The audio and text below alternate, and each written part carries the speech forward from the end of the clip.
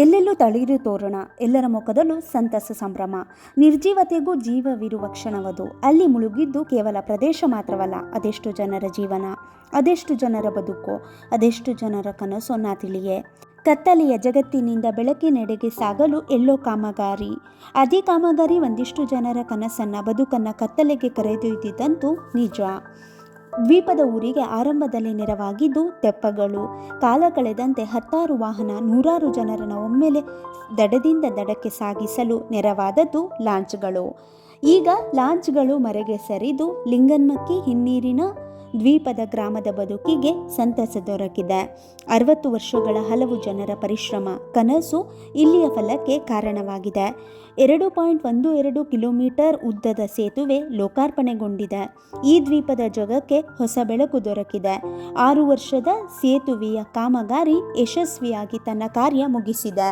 ಇಲ್ಲಿಯ ಜನರು ಪಟ್ಟಣಕ್ಕೆ ಬಂದು ಗಂಟೆ 5 ಆಯಿತೆಂದು ಲಾಂಚ್ಗಾಗಿ ಇನ್ನೂ ಓಡಬೇಕಿಲ್ಲ. ಆರೋಗ್ಯ, ಔಷಧಿಗಾಗಿ ಸೂರ್ಯ ಬರುವುದನ್ನು ಕಾಯಬೇಕಿಲ್ಲ. ಉನ್ನತ ಶಿಕ್ಷಣಕ್ಕೆ, ದೂರದ ಪಯಣಕ್ಕೆ ನಿರಾಯಾಸವಾಗಿ ಲಾಂಚ್ ಬರುವಿಕೆಯ ಕಾಯದೆ ಪಯಣಿಸಬಹುದು. ಸಂಚರಿಸಬಹುದು, ಹಗಲಲ್ಲ ಇರುಳಲ್ಲೂ ಕೂಡ. ತಮ್ಮ ಬೆಳೆಯನ್ನು ಯಾವುದೇ ಪ್ರವಾಸಿಗರ ಗೋಜಿಲ್ಲದೆ ಸಾಗಿಸಬಹುದು ದೂರದೂರಿಗೆ. ಭಾವನಾತ್ಮಕ ಬೆಸುಗೆಗೆ 473 ಕೋಟಿಯ ಖರ್ಚು ದೊಡ್ಡದಲ್ಲ.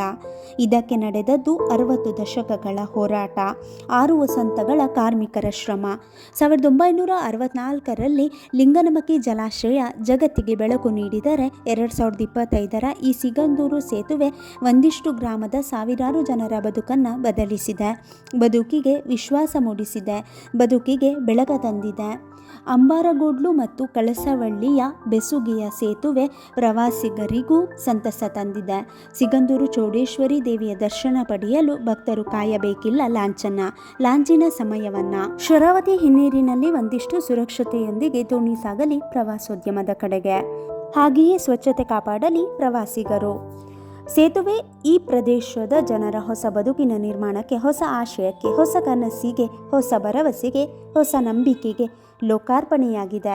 ಅಭಿವೃದ್ಧಿಯತ್ತ ಬೆಳೆಯಲಿ ಈ ಗ್ರಾಮಗಳು, ಜಗತ್ತನ್ನು ಸೆಳೆಯಲಿ ಇಲ್ಲಿಯ ಪರಿಸರ. ಪ್ರವಾಸೋದ್ಯಮದ ನಿರಂತರ ಹೆಜ್ಜೆಗೆ ಸಿಗಂದೂರಮ್ಮನ ಕೃಪೆ ಇರಲಿ, ಉದ್ಯಮ ದೊರೆಯಲಿ ಇಲ್ಲಿಯ ಜನರಿಗೆ.